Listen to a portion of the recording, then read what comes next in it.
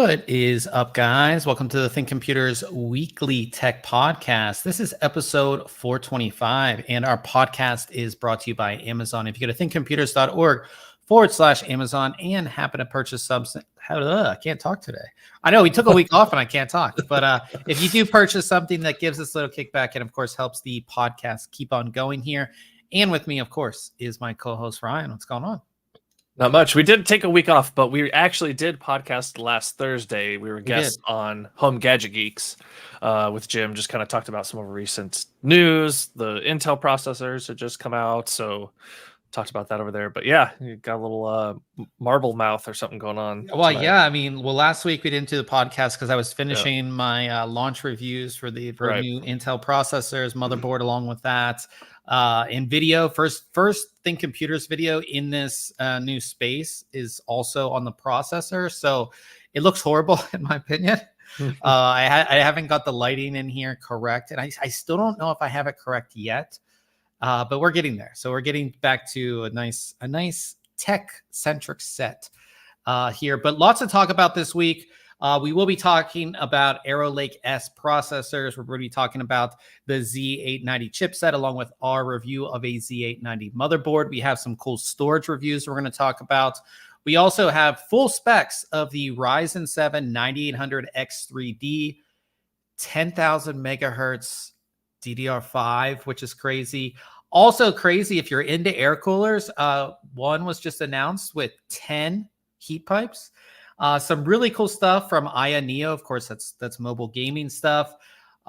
Really cool PlayStation 4 mod, and then Apple's new M4 chips, along with the newly announced Mac Mini M4, which is actually pretty exciting if you think about it. I know we don't talk about Mac that much, but lots going on here. So yeah, let's just jump right into it. Of course, last week, Intel launched officially the Core Ultra series, and I tried to go over this on our podcast with Home Gadget Geeks, but they changed the naming, so we don't have like a Core i9 15900K. Now we have the Core Ultra 9 285K, and the reason it's a 285K is because it's the second series in the new Ultra series. The first series, which you're like, wait, we didn't have a first series. Like, wait, what? Yeah. The first series was for mobile and embedded,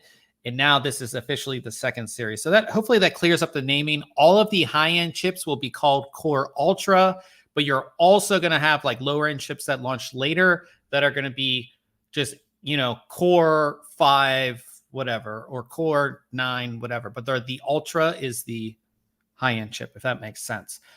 So I took a look at the current flagship chip, which is the Intel Core Ultra 9 285K. And I have, like I said, I have a video on it, which is embedded in the article. If you want to check out the video, I go over a lot of stuff here. Some of the big changes with this is one, no hyper-threading at all. So you have 8 performance cores, 16 efficient cores. So it's 24 cores, no threads or anything like that. And it has been a week, and just like Old Man said in the chat, most of the reviews for Intel chips were pretty poor, and yeah, that's kind of the consensus that we're getting from this. I'm not going to go over it in crazy detail. I want you guys to check out the review, and again, we didn't really even test it against newer processors. I tested against processors that have been out for like a while, like a 12900K, and just to give you an idea of performance per se in gaming, here's a graph. I know it's going to be hard to see for you guys, but Cyberpunk 2077 running in at Ultra at 1440p. The Intel Core Ultra 9 285K was beaten by the Ryzen 9 7900X. So that's not the current generation. It's not the new 9000 series. It's the previous generation. And it's not the top end chip either. It's not the 7950. It's the 7900X. It was also beaten by the Intel Core i9 12900K, which came out a while ago. Right. And all these systems were almost exactly identical down to the DDR5 that we ran in all 3 systems. And that's the big consensus with this chip. Now, if we look at CPU specific benchmarks, this is all gaming, but if we look at again, CPU specific things, it's Cinebench, it's the number one. Geekbench, I mean, crushing it, right? All of these things, it's crushing it. But when it comes to gaming, and I think it's what a lot of people are really interested in, it falls behind. And again, at least in our Cyberpunk test, it fell behind a processor that's been out for a very long time. And I think that's the sad part for Intel, is that, that was my consensus with the review is, okay, if you are on a system that's 2, 3, 4 years old, would you want to upgrade to this platform? And you're really concerned about gaming, you're not going to see really any significant gains that make it worth upgrading. I don't think anybody who's on a 13 or 14th generation, they're not upgrading because they just bought that system. And even on the AMD side, really. So the fact that a 12900K is same performance or within a couple FPS at gaming is really not good. The really good thing about these processors is the efficiency. And I think I said this when we were on Home Gadget Geeks, I think this is where the whole market really is going when it comes to consumer chips, is that we saw it with AMD's 9000 series. I didn't get to review those, but from everything I saw, the performance gains weren't all that great, but the efficiency was a lot better. And we're seeing that on the Intel side. The performance gains, especially when it comes to gaming, just aren't there, but the efficiency is really good. So if we look at efficiency, I'll bring this back up for you guys. So if we look at efficiency, it's the most efficient processor that we tested. Here's power consumption at idle. It's only consuming 12.04 watts at idle compared to 20 and 23 of the other two processors. And even at load, it's doing quite well, especially against the 12900K, consuming far less power. But the thing that I was really surprised with is Intel processors, especially 13th and 14th gen, the high-end chips like the 13900K, 14900K, they got really hot. You essentially needed a 360 millimeter AIO to cool them, if not a 420. And we did talk about this as well. At CES, everybody had a 420 millimeter AIO. And in my mind, I was like, are we really getting to that point where that's going to be a standard? Right. Then you have to have a big case that supports it and all this stuff. But if we look at our load temperature here, again, this is the lowest load temperature that I've seen on an Intel processor in years. So 60 degrees Celsius at load. That's pretty wild. To 76 and 82 of the other two processors that I tested. So what this really means is that you're going to have a very stable system. You're not going to have to worry. And I do this even with my system that I have here, which is a 5950X. A lot of times I take the side panel off when I'm gaming because I have a really small case. It's kind of my own fault. But at the same time, these chips run hot, right? So you're not going to have to worry about having to open up the side panel or turning your fans all the way up when you're gaming or whatever it may be to keep your processor cool.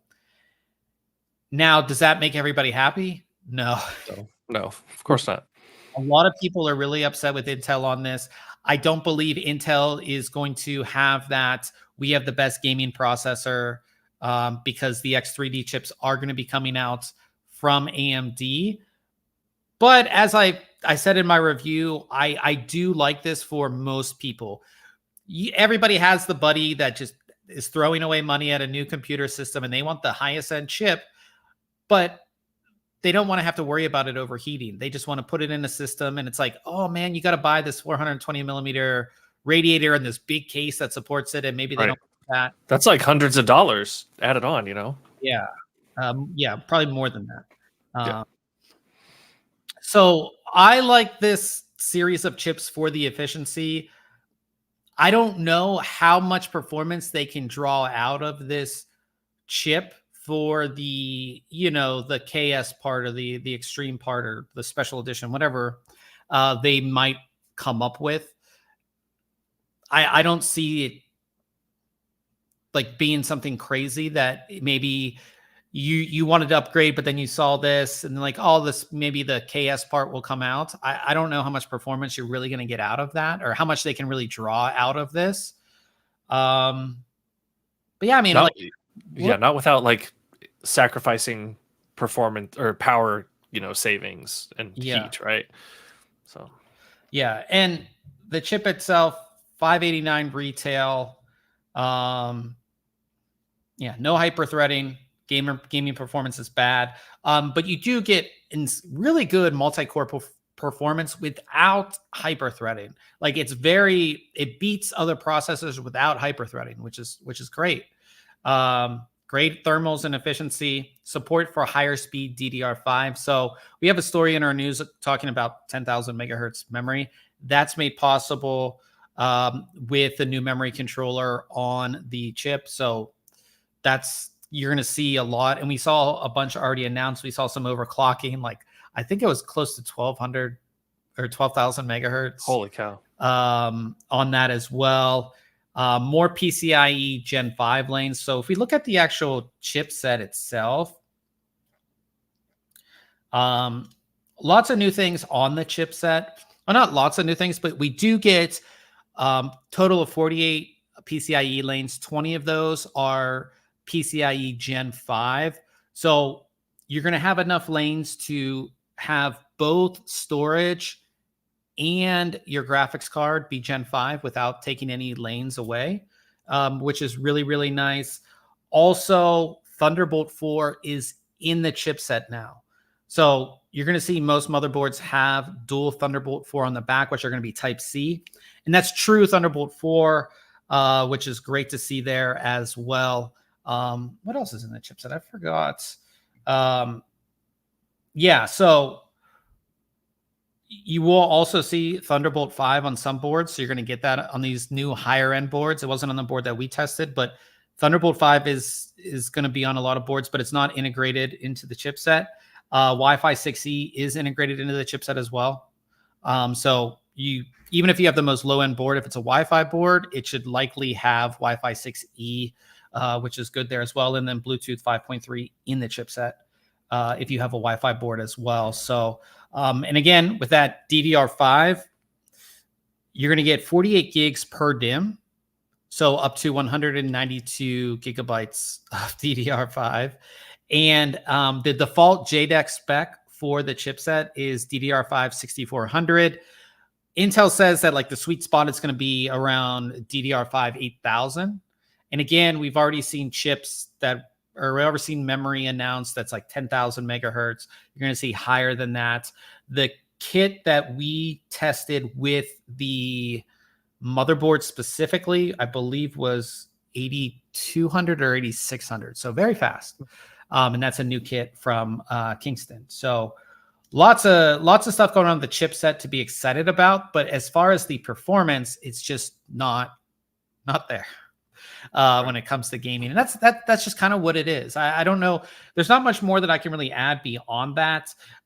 If you are on a previous gen, if you're anywhere like 10th, 11th, it is going to be a nice upgrade, especially just for the platform itself. You're going to get faster storage because again, the 12th generation series, that was when you did get DDR5 and Gen 5 support. But if you previous to that, you're not getting Gen 5 support, especially for storage. So the platform is a nice upgrade, but it's good. It is going to be a solid performer when it comes to CPU tasks. It's just if you're gaming, it's not going to be as good. That doesn't mean that it's horrible. It's not like we deducted 30 FPS off of a game or anything like that, but it's just not as good as say a 13900K, a 14900K. But yeah, again, I mean, go ahead. I was gonna say, I think if you're going into this either like without having a computer at all, right, or you're wanting to build one, like there's nothing wrong with going with this chip, right, from the start. But like you said, if you're a 13th, 14th gen user, no point. But if you're coming in fresh, don't have one at all, like there's nothing wrong with building a system based on this CPU, in my opinion, right? But yeah, or going from a 10th or 11th gen, like you said, or an older AMD system. So yeah. But with that, ASUS sent us over their brand new ROG Maximus Z890 Hero motherboard, and this was like the perfect thing to test. It's pretty sweet. Yeah, it is. Of course, it's ROG Maximus. That is one of their. It's right behind their Apex boards. As far as like where it sits in their product stack, this thing is going to have almost everything you would want in a new system, which, we'll go over all of that.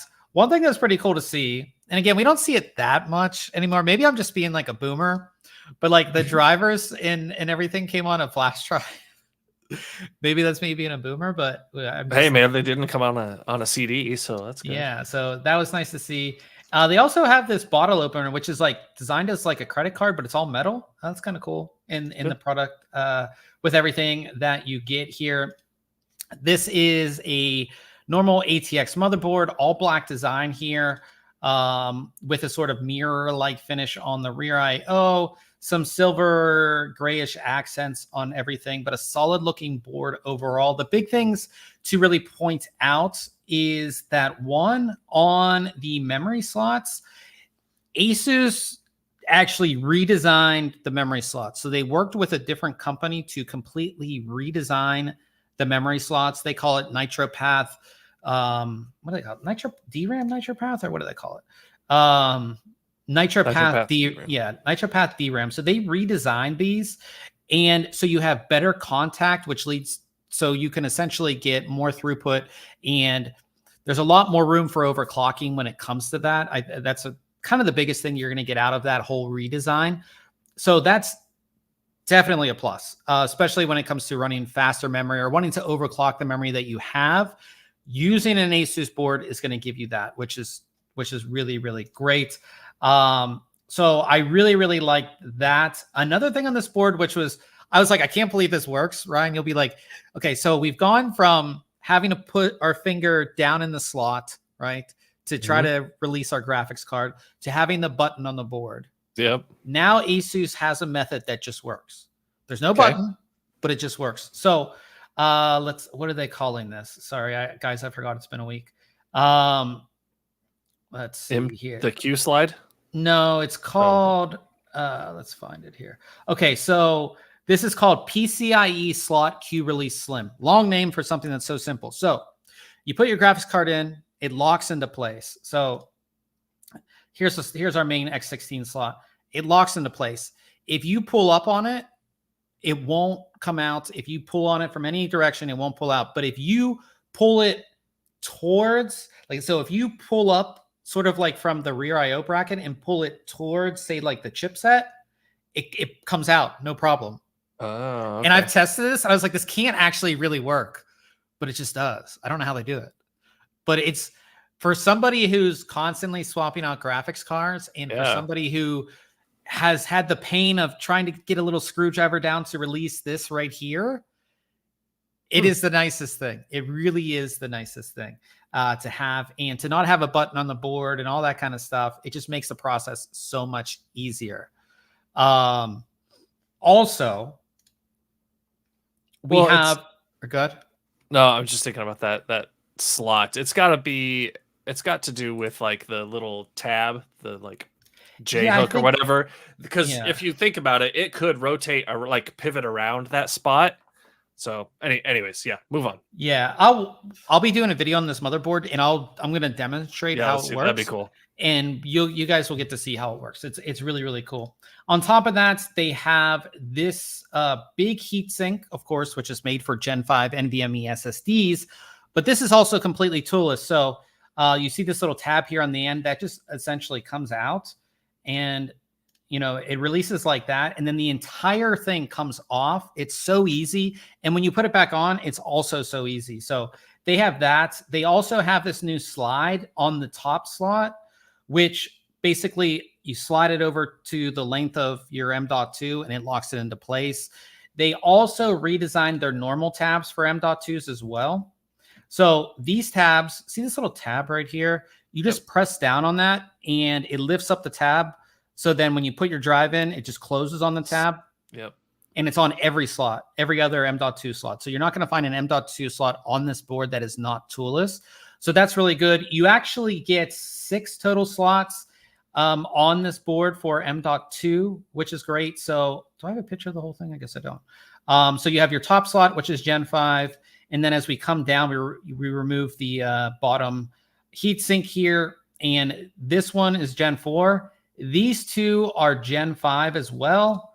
And then you have 2 more over here, which are Gen 4. So no Gen 3 or anything like that. All Gen 4 and Gen 5 slots on this, which is, and having 6. So they actually had to reroute power, I believe, to give you up to 6 on this board too. So they've done a lot of things on this board to really give you a lot of storage if you want it. Now, the one thing to keep in mind, just like we saw on the AMD board, is that if you populate these 2 Gen 5 slots, your graphics card goes down to X8 speeds. It's just a limitation of the chipset, obviously, but you do have that. So yeah, but 6 M.2 slots is just... It's awesome. Yeah, that's awesome.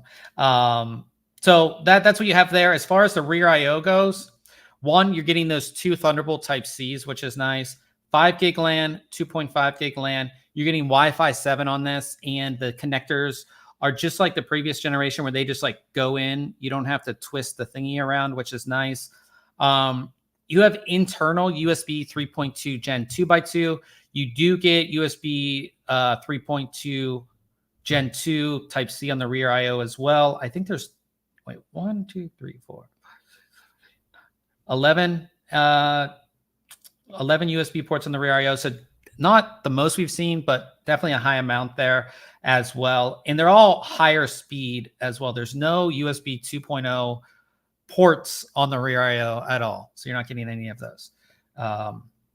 So yeah, lots going on. The entire back of the board is wrapped as well. It helps with stability, helps with cooling. So you have all of that. So this is a very, very solid board.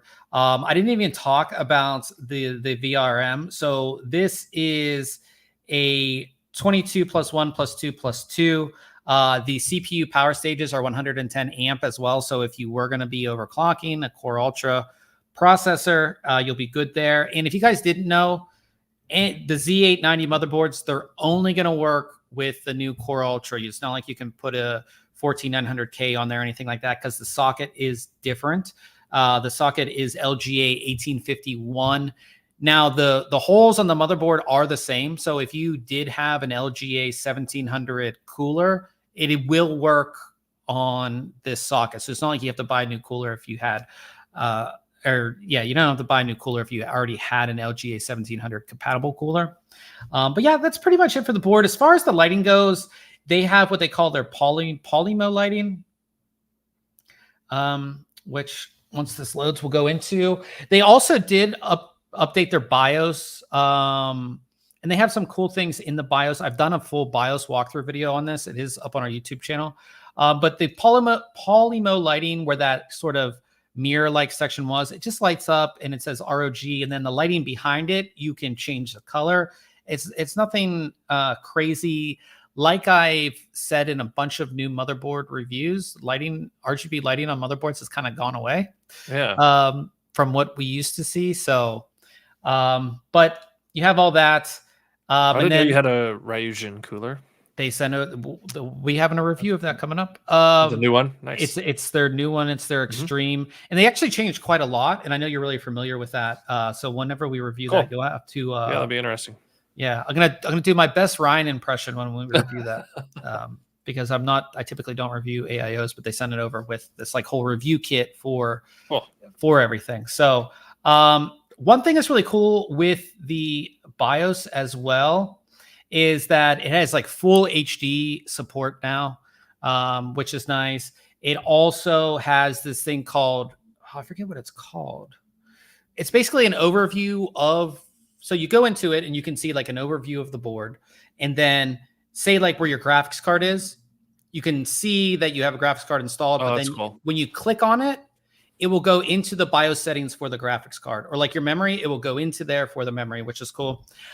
This also has their new AI overclocking, which has been updated. You can actually set an AI overclock based on temperature now. Like there's a lot in this BIOS, and even my BIOS overview, I missed some newer things that are in there. The fan expert, which is their fan control. Most fan controls have like 4 points of curve when you're making your fan curve. This one now has an 8-point curve, which is I saw great. that on the screenshot. That's really handy to have. Yeah, so there's a lot of stuff going on that ASUS, I feel like a lot of it goes under the radar, the stuff that they do, you know, when it comes to like BIOS and even just like the Nitro Path DRAM and all this stuff. They really are like at the forefront, and then you see like a year later everybody else is doing it. So but I really like this board. It's just a great overall board for this new platform and everything like that. You're going to really get everything that you want. There wasn't much I didn't like about it. The biggest thing is that graphics card slot does drop down to X8 if you populate the bottom 2 Gen 5 M.2 slots, but that again, that's platform limitation. But I really like this. Now, it's not cheap. It's very expensive. It's $700 for the board. So it's not a cheap board. But you're getting the cream of the crop when it comes to feature set, VRM, cooling, like everything. It has everything that you would want. So yeah, and for those who hate Armory Crate, they have a new driver hub that gets automatically downloaded. So it's more lightweight. It just downloads your drivers. You don't have to install Armory Crate to get all your drivers. I know a lot of people complain about Armory Crate being like this big clunky piece of software. So you don't have to install it if you don't want to. You just get your driver hub that downloads all the drivers that you need. So that's also a new update. And it's not out yet, but they're going to have a piece of AI software that you can be like, you can talk to it and you can be like, overclock my system or whatever. And it's going to do all that. If cool. If you have an ASUS motherboard, it will allow you to do that. That's going to be coming out here very soon. So also talking about Thunderbolt, this board does support the new Thunderbolt Share, which allows you to connect 2 computers together via Thunderbolt and transfer and do a bunch of other stuff. Only certain boards have that. This one does as well. So lots of stuff going on here. So check out the review if you're interested, but really fun checking out the new platform. I know it's decently underwhelming for a lot of people, and I definitely get that. And I was like, wait a minute, how is the 12900K doing better in gaming? Like, but the platform is what I'm a motherboard guy. I always get excited for the platform, and I think the platform is great. And all the new motherboards we have, I think I have 6 right now. So we have a lot of motherboards to cover over the next month. A lot of stuff with that. And we also have a lot of X870, X870E boards in as well. Like I have a lot of motherboards to get through by the end of the year. Sounds like it, yeah. Yeah, we have a lot of stuff going on. So definitely stay tuned for it. But check out the video on YouTube. Definitely roast my lighting setup because I think it was bad. But yeah, lots of fun doing that.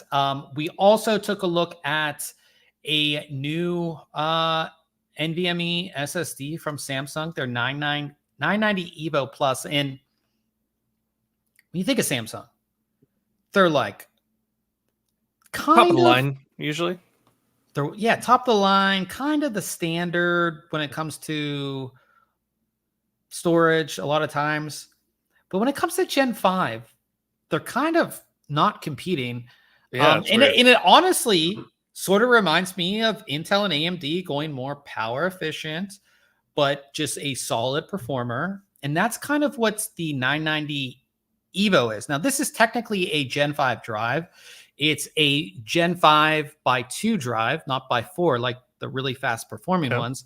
And essentially, Gen 5 by 2 is the same as Gen 4 by 4.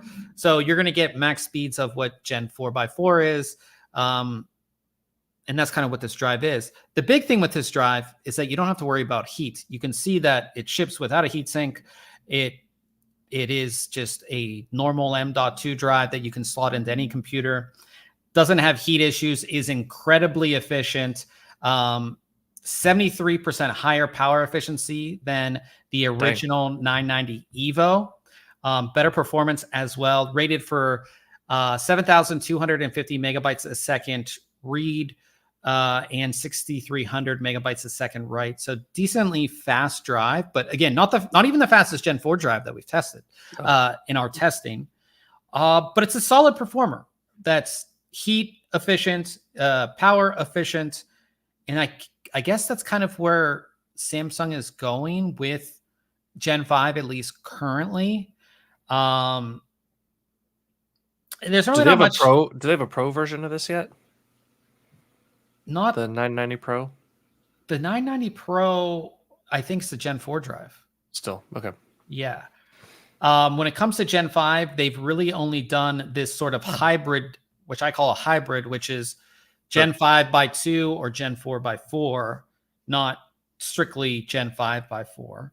And if you look at like our comparison charts, it sits in the middle, you know, and here's our true Gen 5 drives way at the top. And you can see it sits in the middle. It's, you know, it's a pretty solid Gen 4 drive, even though it's technically Gen 5. I like this for like an OS drive, you know, something that's just going to be, or like if you wanted to, you know, kind of load up on drives, this would be like the one that's, you don't have to worry about heat issues or anything like that. It's just going to be a solid overall drive.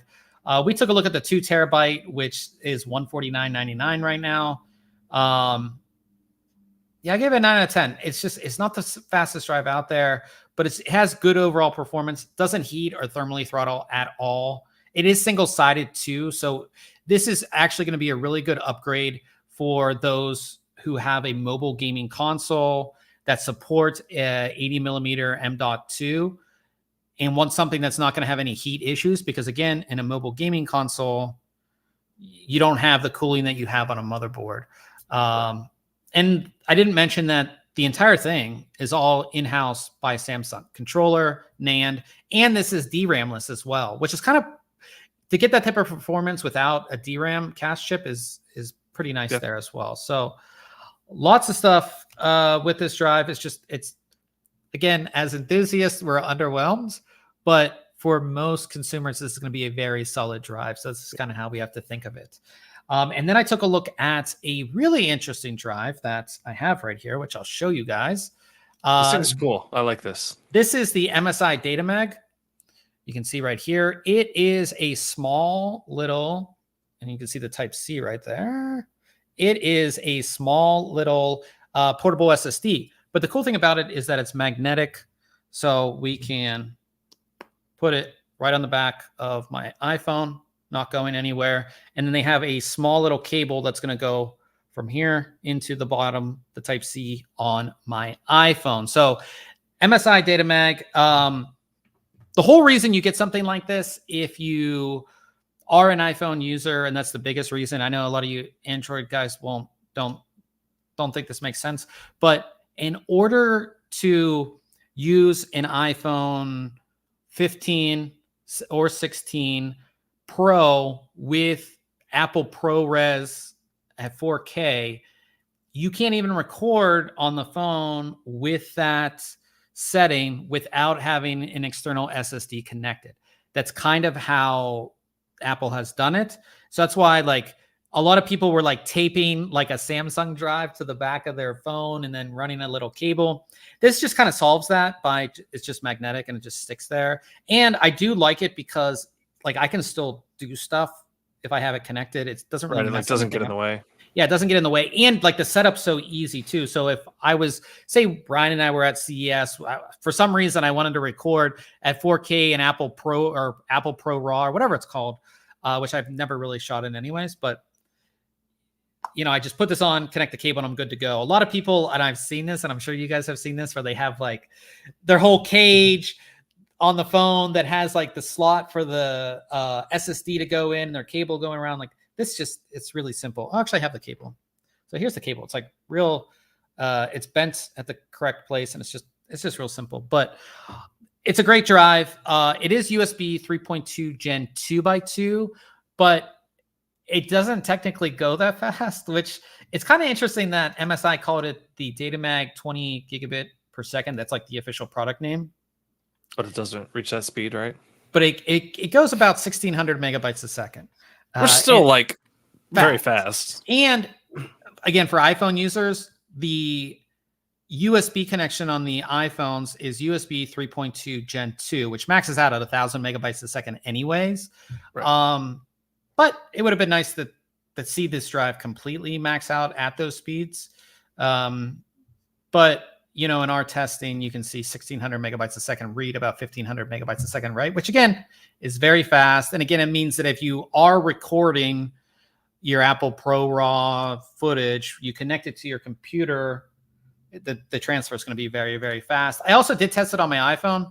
I got this app. I forget what this app's called, but it did test the speeds, and we're right around that 1000 megabytes a second. So yeah, it's a nice little thing to have if you do have an iPhone or even a MagSafe compatible mobile device. It's going to be a great little thing to have. And it's just small and compact. And I love portable SSDs. We've gone over this for years. They're one of my favorite things, and I have a bunch of them. So no word yet on pricing. It is going to be available, I believe, 1, 2, and 4 terabyte. So if you really wanted to max it out, get 4 terabyte. You have all of that there. Now, we spent a lot of time talking about reviews. So we are going to jump into Case Mod Friday really quick because we took 2 weeks off. We have 2 builds. The first one is from one of my favorite builders, Snef Computer Design. This is his O11 Vision Compact, which was just recently announced by Lian Li. This is his take on it, which I just love the frosted tubing, the clean build, all the Lian Li fans in here. What do you think about this one, Ryan? No, it looks good. Yeah, I like those fans, like you said, that have the reverse blades on them. Yeah, I think those are the ones with the LCD. Yeah, and these are the new fans, which we didn't talk about, and I didn't really know that much about it. But people were saying they're wireless fans, and I'm like, what does that even mean? Yep. But there's no controller. The controller is wireless, so you plug in like a USB dongle into your system, and that is for the fan control. Yep. Which is interesting. So I don't know if I'm a fan of that yet, but yeah, it's an interesting change of things. But no, I like this. It's got the frosted tubing that you love, obviously. I like the cap on the end of that water block with kind of like the semi-transparent design there. Good use of distribution plates. I really like the tall reservoir as well. Like taking up. You don't see that as much. Right. Exactly. Yeah.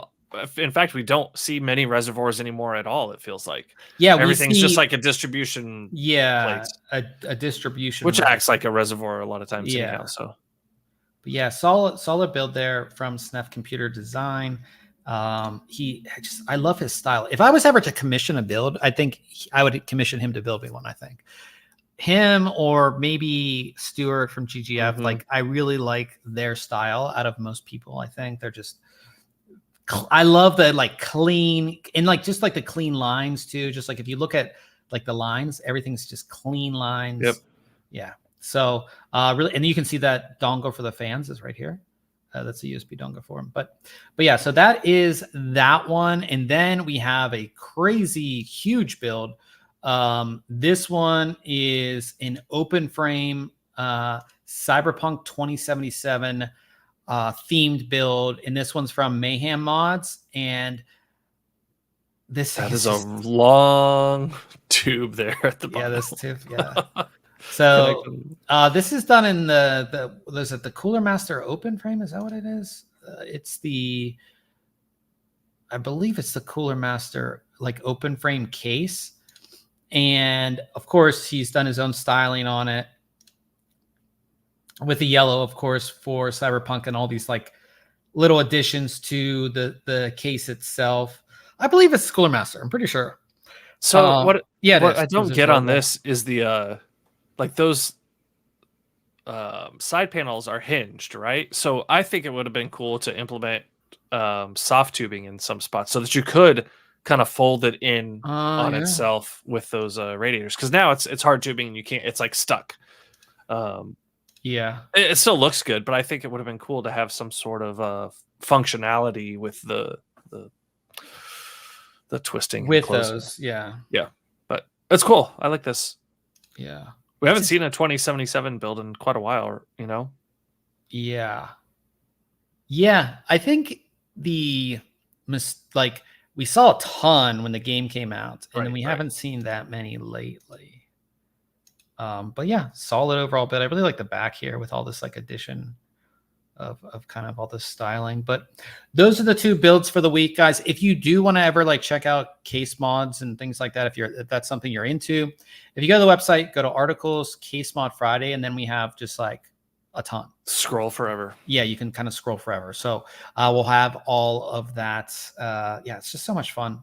Sometimes I go back and I'm like, what was the case mod scene like 4 years ago? And I'll just like go back on the site and just like look at them and see how trends change and what was going on back then. So now move on to news. The big thing, or one of the big things, was we finally got the entire spec sheet of the Ryzen 7 9800 X3D. Ryzen 7 9800 X3D. Of course, this has a lot of shoes to fill because I feel like the 5800 X3D was like the part. Yeah, and I mean 7800 X3D is great as well. Like, yeah, that's that too. Like chip as that. Well. I feel like if you're gaming, that Ryzen 7 part was like the part to get.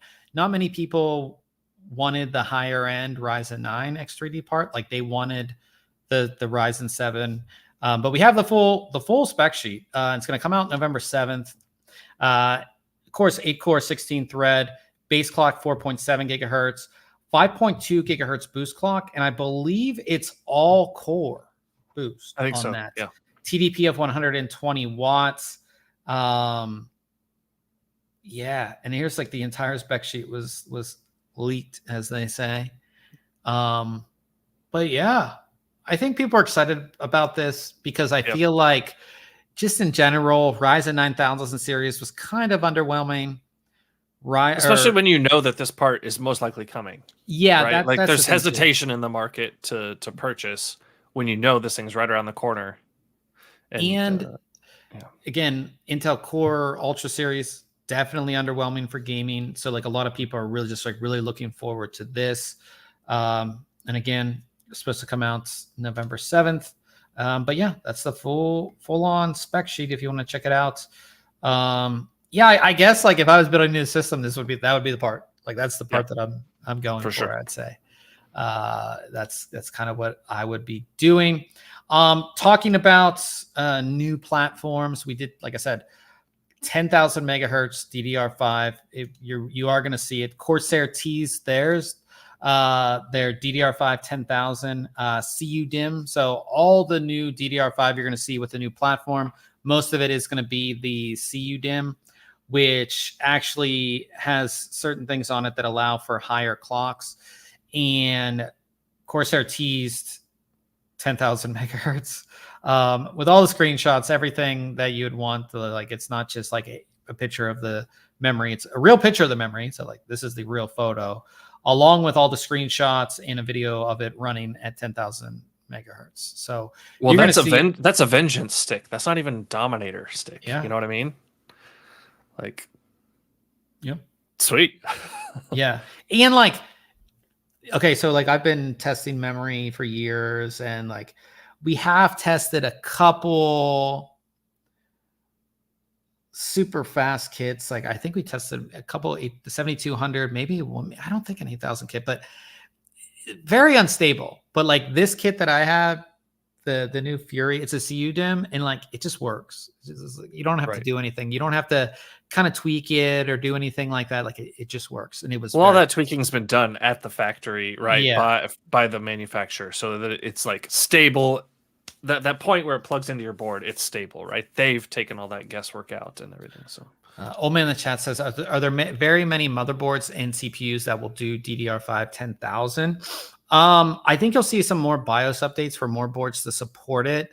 The biggest thing is that if you do your research on CU DIMMs, it has stuff on the actual memory that allows for higher clock speeds. I think that like the clock, again, this is me being a weak past when I did all my research on this stuff. But I believe like the clock generator is on the memory itself. It's not being done by the CPU, so it's kind of independent. But you will need to run faster memory like this. You are going to need latest platform Intel Z890. And again, don't expect like we haven't seen any other non Z890, but like when the lower end Intel chipsets come out, don't expect them to support higher end memory.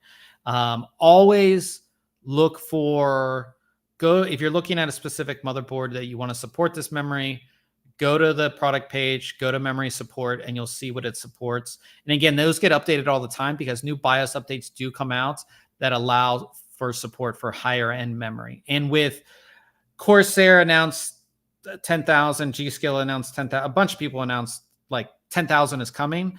So I think most of your, I would say mid to high range motherboards will support it. Like all your high end motherboards, your ROGs, your ROG Strix, your MSI, what's the MSI? I forget, but like your Aorus on the Gigabyte side, your Tai Chi's on the ASRock side, they're all going to support it. But like I said, I think it's pretty cool that we're getting that fast when it comes to memory. It's just kind of like, I just feel old. Yeah. I remember reviewing like DDR2 3200. Yeah. Or like, I remember reviewing like 2300. Yeah. So it's just like, heck, even 1333, like DDR1, 1333. I think I have some sticks of this still. They had survived all my purges of hardware. You just can't get rid of them. Yeah. Really crazy. I thought this brand was dead. Yeah, I thought this brand was dead too. Cryo Rig, who has been dead and then come back and then been dead again and then come back. I guess they're coming back with one of the craziest air coolers we've seen. It kind of looks like your normal dual tower, dual fan cooler here. It's called the Monster XX. It's their largest dual tower CPU air cooler. And the thing that really sets it apart is that it's kind of hard to see, but it has 10 heat pipes, which is wild. It is a lot. 10 heat pipes. I think it supports up to 300 watt TDP, which is like, I think the highest end air cooler that I've tested. I don't know what the Noctua is. The D15 G2, which I reviewed, because that is probably one of the highest end air coolers that I've tested. I don't know what the TDP rating on that is on that, but like I remember like most high end air coolers will be like 250 watt, 280 watt. Let's see. Does it say TDP? 300 on the Noctua? Oh, sorry, no. I'm not sure. Doesn't say on the specs. But in any case, 300 watt on an air cooler is pretty impressive. 10 heat pipes on an air cooler is a lot. If you look at it, the way they've been able to do 10 heat pipes is they've kind of squished the pipes together, so they've made them flat. So you can see it here. If you think about it, it's almost like each one of them is getting a little less surface area on the block. But you still have that surface across the 10 heat pipes. So total, it's all still there. And then they can like spread them out as they go up into the stack to get that heat transfer. So it's a pretty good idea, really. Yeah. Now, is this going to be a thing where CryoRig puts this out and then like it doesn't come out? Yeah, disappear again. I don't know. I hope not. I have a CryoRig cooler, and I was really impressed with it. And I'm using it in that server build, right? That's where I'm using it. I had bought it originally for my 1800X build.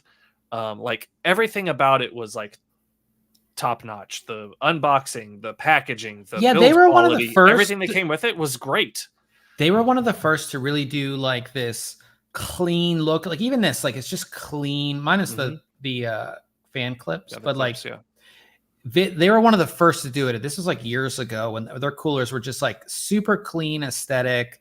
Now you see it all the time, but they were one of the first to do it. So I definitely root for them. I'm a big air cooler person, obviously.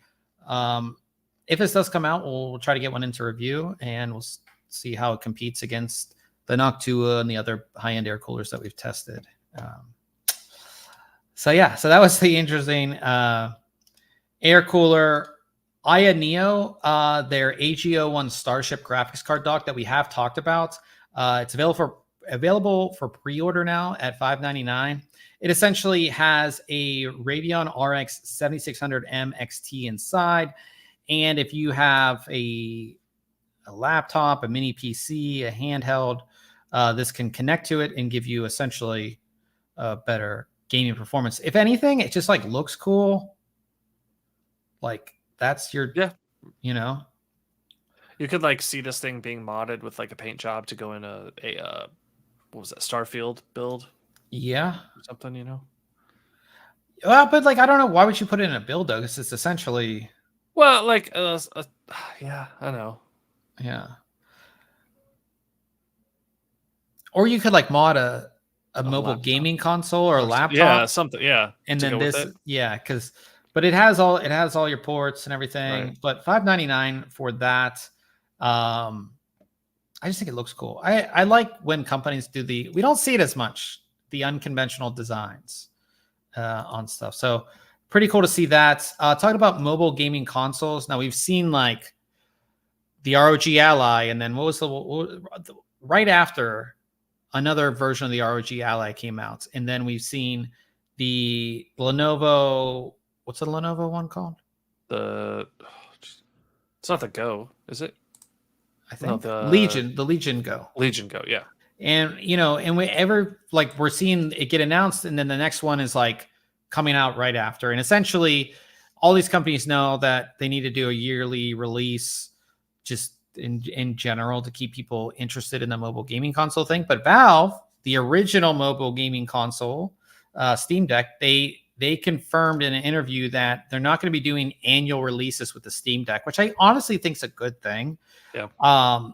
In a year, what all changes that much, right? You're going to get a little bit better performance. Maybe you may get some better battery life, right? Or like a larger SSD in there, right? Because so many of these came with like only support for a 30mm.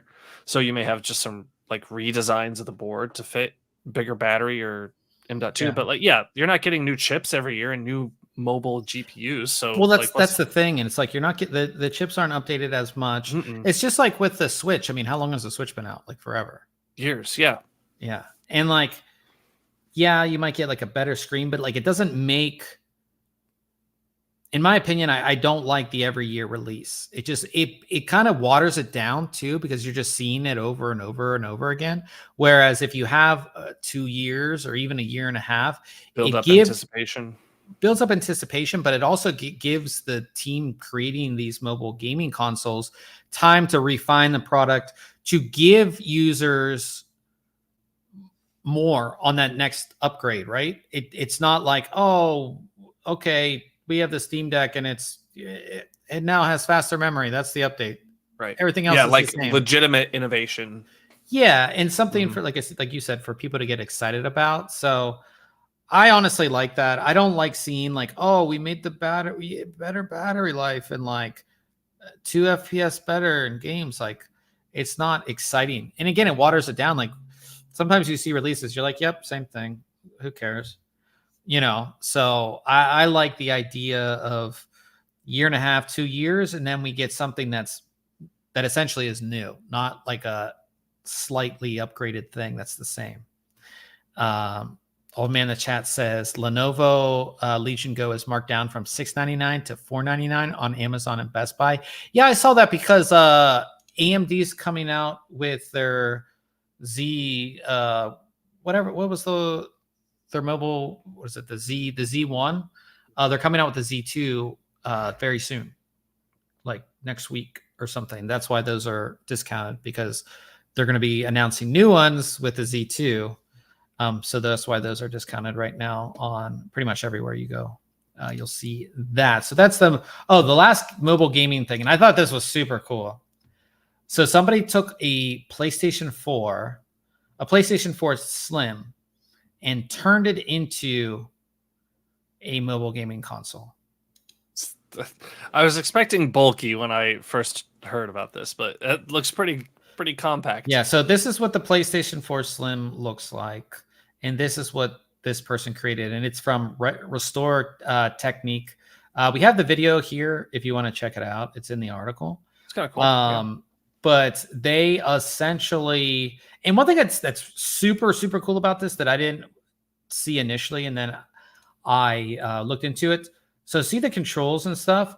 They cut a DualShock controller in half and put half here and half there. Yeah. And even like this, so this is a touchpad. If you for those who don't know, they even split the touchpad. There's part of it here and there's part of it over here. Super it weighs like over 3 pounds, which is funny. It's not necessarily like this was just a cool thing to do. Yeah. But I think this is super awesome. They put a 1080p IPS display here, custom fan controller to keep temperatures down and everything like that. They modded it to support a M.2. Yeah, super cool. So definitely check out the video. And again, shout out to Restore Technique on YouTube for just doing, like, I love stuff like this. It's just super cool what you can, again, especially because like now all these things is just like, it's so easy to do and the parts are pretty cheap too. Like, the display is not all that expensive and just, yeah, super cool. So definitely go ahead and check that out. Apple, and we don't talk about Mac and Apple that much, but they did announce their new M4. So we talked about it at length when they came out the M1, of course, getting away from Intel, having control over the chip down to everything. Really good thing.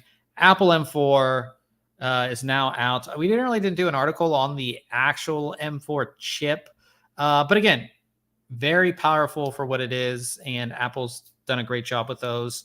And that's going to be in all of your new Apple products. One specifically is a new redesigned Mac Mini. And I have to say, for people who don't want a laptop, if you're an Apple person, if you don't want a laptop and you don't want to pay a ridiculous amount of money for a Mac Pro, that's just dumb. The Mac Mini is a perfect thing if you want to stay in that Apple ecosystem and you want sort of like a desktop experience. Mac Mini has been the kind of best bang for your buck for Apple, and they've completely redesigned it with their new M4 and M4 Pro, 5 inches by 5 inches little PC. This is it. It's pretty sweet. Yeah. And again, with the new, you can get it with the M4, M4 Pro. Yeah, just super small little device. I would recommend this to anybody who wants to stay on Mac and, again, doesn't want a laptop, doesn't want like an iPad Pro or anything like that. This is excellent. Excellent little device. It's just super. Yeah. Starts at $599, $600 too. Pretty powerful. The one with the M4 Pro starts at $1399. Again, higher end. But again, if you want to stay on Mac and I don't even know what the price tag is of like a Mac Pro. How much do you think they start at? Oh, I don't have any idea.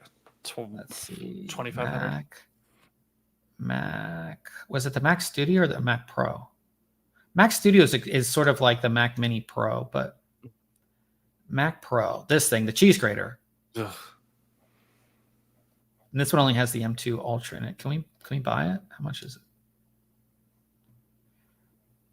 Oh, starting at $7,000. The Mac Studio, which is like the even 2,000, yeah. Started 2,000. So $700. Yeah, so this starts at $2,000. So again, $700, like for people who just want a Mac that they can do some stuff. And again, the M4 is pretty powerful chip too. So yeah, and it's super small, so it's not taking up space or anything like that. Yeah, I think it's a good thing. And we do have a full article on the website all about the Mac Mini M4 if you want to check it out as well. But yeah, I think it's cool. I think Apple's doing some right things. Now, talking about something that they've done wrong for forever. Oh, it was the biggest joke. Continued. It was the biggest joke for years. It was a meme that the Apple, their mouse that comes with, it's called the Apple Magic Mouse. For years, it was a joke that they put the USB port on the bottom of the mouse, the actual, like this side right here, the bottom of the mouse. See, like most mice that are wireless that you need to charge, like this one right here, at the front, the USB port, it's hard to see, but yeah, right there, the Type-C port is on the front so that I could still use this as a wired mouse. Yeah, just like Ryan's. I could still use it as a wired mouse when I have a low battery or when my battery runs out. Exactly. The Magic or the Apple Magic Mouse, it was not designed like that. And for years, the Magic Mouse, to charge it, you needed a lightning cable, just like, Well, they finally updated the Magic Mouse to a Type-C. Great. But that Type-C is still in the exact same place the lightning port was. So stupid. I honestly feel like whoever designed this is now like super high up in Apple, and he's like, You can't change it. You can't change it. Yep. Or Apple's like, well, people are just going to buy two because they need to charge one. That's terrible. Yeah. But like, how dumb is is it? They're so worried about aesthetics and a USB port being on the front of this thing, or like even on the back, you could put it back here. There's plenty of space for it. Plenty of space. Yeah, old man says Apple wants you to buy two. I think that's what it is. You could even have like a magnetic cover that like pops off the front, so that when you do need to charge it and want to use it, and then you take it off, snap the thing back on, and it's. Just don't. It literally makes no sense. Yeah, it literally makes no sense. Well, I guess I'm not going to use my computer for a while, or at least the mouse. So, talking about things that Apple and things that make no sense. My friend, she owns a business, and she's all Mac, and she's like, I want to get a iMac, but I want to like mount it, And I'm like, oh, like, again, I'm not a Mac person. I'm like, oh, like it probably has VESA mount. Just all you need to buy is VESA mounts. The 24-inch iMacs don't have a VESA mount. Why? It's a common standard. I even went into the Apple store and I was like, hey, like, how do you wall mount this? Or like, you can't. He's like, and then he's like a $5,000 Mac, whatever it was. The display, he's like, yeah, our Big Mac displays, they have VESA mount. I'm like, I want a cinema display or something. Cinema display. I'm like, I don't want that. I want to put this one on the wall. Yeah. So it's just like, how, again, being a PC person and some things that Apple do are great. But yeah.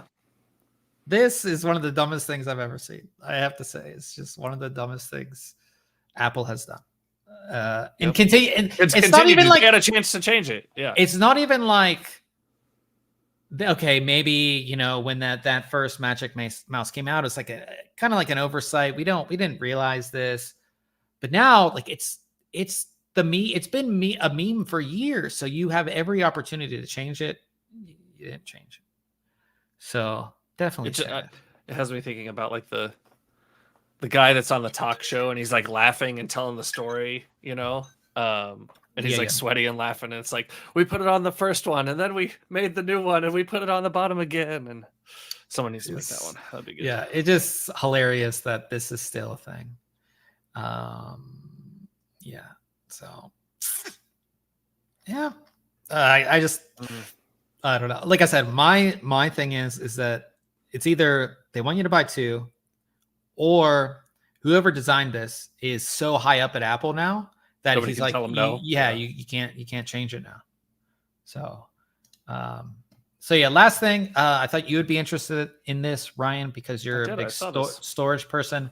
Silverstone launched a new case called the SATA A2. And the big thing with this is that internally, you get support for a ton of 3.5-inch drives. Yeah. If you don't want that, because obviously that cuts out space for your graphics card, you can remove all of these, and you have support for fans or a radiator in the side mount. So it is kind of like a hybrid case. We haven't seen cases like this in a little bit, with the trays and support for 2, 4, 6, 8 hard drives. Silverstone is always big in storage related cases, but this is kind of like a hybrid because you could do it either way. You could take the cages out, or move them up or down if you don't want to make use of that. Yeah, I reviewed the A1. Okay. And yeah, no, it's a good case. I like that. I like this color, to be honest. Yeah, like that gold and the rose white. Gold. It looks like they put smaller fans up front. It looks like they put 3 120s maybe. I'm pretty sure the original had like 180s up, 2 180s up front, really? if I'm not mistaken. Yeah. Okay. Yeah, it's an interesting case. It's decently expensive. It's $168. It seems kind of high because I'm pretty sure those drive trays looked to be plastic to me. Yeah, maybe the cage isn't, but the actual trays are. Yeah. Interesting. But a nice little hybrid case. It's still, again, we're like at this point we're like boomers, we this is how things used to be. You're gonna need all those drives if you want. Yeah. So but cool to see. If you're interested in that, check out Silverstone. So that is it for news for the week. Coming up next week, I actually should have that review of it's the ASUS ROG Ryzen 360 ARGB Extreme. I think that's the product name. It's very long, but it's the newer version of the Ryzen 3, only available in a 360 millimeter version now. They've redesigned the fans. That's a big thing. The fans have been completely redesigned, as well as some other things. Ryan took a look at the original Ryzen 3. So like I said, I'll be doing my best Ryan impression on this review. I do have to say though, because I have messed with a bunch of like the fans that clip together. ASUS's implementation is great. It's good. Yeah, it's really, really good. So I really like that. Also taking a look at a mouse from Glorious. We haven't taken a look at anything from Glorious in a while. So this is their Model 02 Mini Wireless. This is 57 grams, so lightweight. And Glorious was one of the first companies that really got me into the lightweight mouse thing. So it'd be fun to check this out as well. So I've been playing with this week. So we'll have those two things coming up next week. Dude, it's going to be November, man. I know. Like 2 days.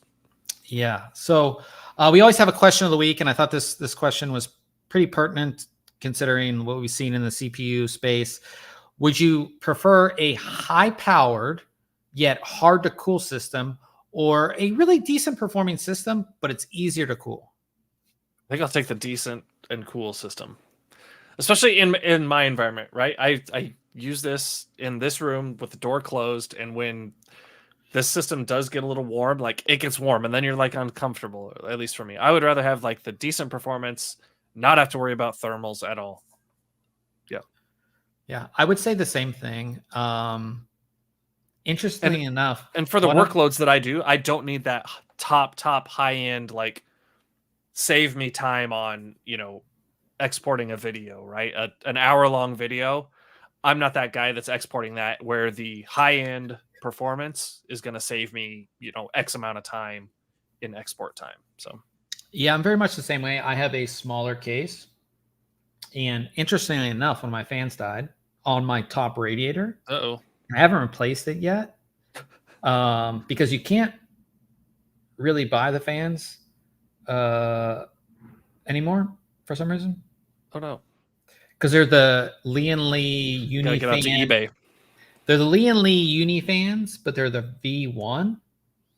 And I think I'm just going to upgrade to the V2s, but I have to get a bunch because I have 3, 4, 5, 6, 8 in this system. So I was like, oh, like this version 2. So I bought a 3-pack of the version 2, and I'm like, oh, these will just work. But no, the clip, everything's different. So I was like, this, yeah. So, but anyways, I'm on my top radiator, which is probably a horrible thing to do. I only have 2 fans on it. It's a 360 millimeter. I only have 2 fans on it currently.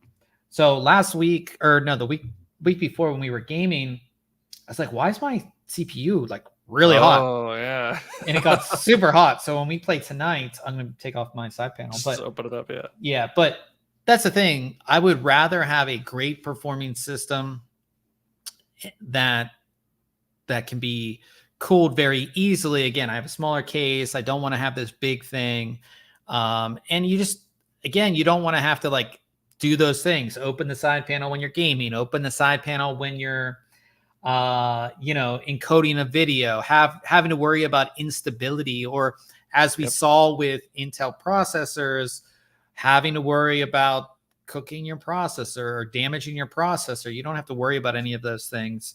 I think for most people, that's what they want. Again, all of us enthusiasts and gamers say that we want every generation, we need 20-30% better performance, but I'd rather have something that gets the job done and it's nice and cool. Doesn't my computer doesn't seem like it's a nuclear reactor over here. So that is, he says no need for a space heater in the winter. Yeah, like this room stays warm in the wintertime. For sure. Yeah. Old man says that he prefers a high power system.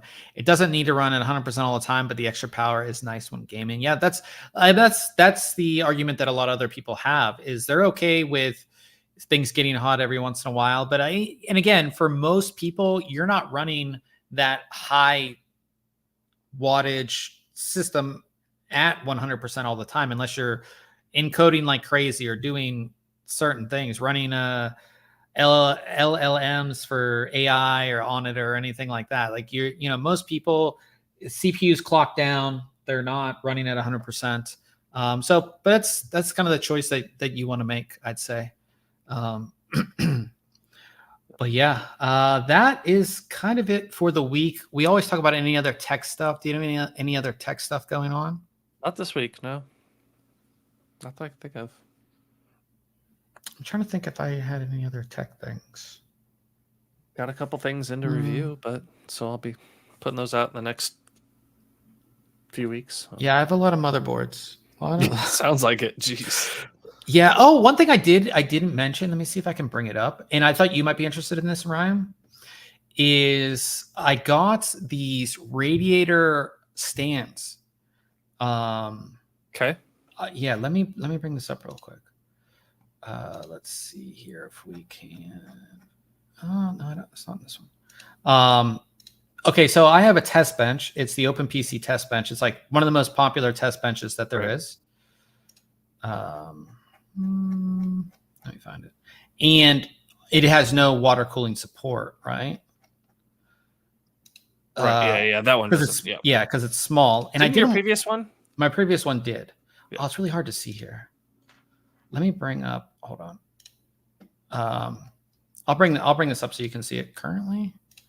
It's back here. It's like a radiator stand. I got it off Amazon, and I'm like, I bought a second one. I have two now. They're hold on. Let me bring up a better picture. Well, especially with that test bench, yeah, you don't have to like prop it up against the wall or just like let the tubes hold it in place. It's probably smart. So this is it right here. Oh, that's cool. So it's all made of metal, and it has a handle at the top, and it mounts up to a 360 millimeter radiator. And what's nice about it with the test bench is that while I'm swapping things out, the biggest thing when I had, like, I just would like set the radiator up, but like just like prop it up. But then when I would disconnect things, like the bottom part right here would like knock off stuff, and it would like hit the desk. And then like when I'm taking it off, I kind of have to prop it up, and then sometimes I don't prop it up. You don't want the CPU, the paste getting on everything. Yeah, paste was all over everything. Yeah. So this kind of solves that problem. Do I have any other pictures? Here's another photo. Yep, so like you can kind of see, so here's the test bench, and you can kind of see it back there. But these are great. So if you're like doing a test bench, I think they were like $40, $45 on Amazon. Let me see if hold on. Yeah, no, those are good if you're doing it a lot and on a test bench. But like from all my testing of AIOs, I do it in the case. Right? Yeah, well, that makes sense. That makes sense. For me, I'm testing motherboards and I'm swapping all the time. So this is the listing right here. So this $40.99, and that's kind of what it is. But again, if you're a tester and you're swapping out motherboards all the time, this is excellent. And again, it's just like you put the whole thing together. It comes in pieces, and it's just like 4 pieces that you put together. But it makes things so much easier now. Believe me. I was like, one of the things that I decided to buy once I moved, I was like, I can't be just propping this 360 millimeter AIO up and hoping it doesn't fall over. So that was my tech thing that I picked up. So yeah, but it is Wednesday, and that means that it's going to be gaming stream night. And Ryan runs that stream. We'll be playing some Apex Legends, and I will be taking the side panel off my case because I don't have a third fan on my radiator, but we'll be having a lot of fun doing that. So definitely stay tuned. That's over on Twitch. So this stream's going to end, and we're going to jump over to Twitch, twitch.tv/ThinkComputers. Go ahead and check that out for sure. And Old Man in the chat also said, your test bench reminds me of when builders used to have their radiator outside the case. That bracket would come in handy. Yeah, that's the biggest thing is like I would kind of just prop up the 360. And if you look at like a lot of other reviewers, they kind of just prop up the AIO, but I kind of just wanted it more secure and like just gives me a lot more flexibility. So that's why I got it. But yeah, guys, head on over to Twitch. We can keep on talking tech in there. Ryan will be running that stream, and we will see everybody next week.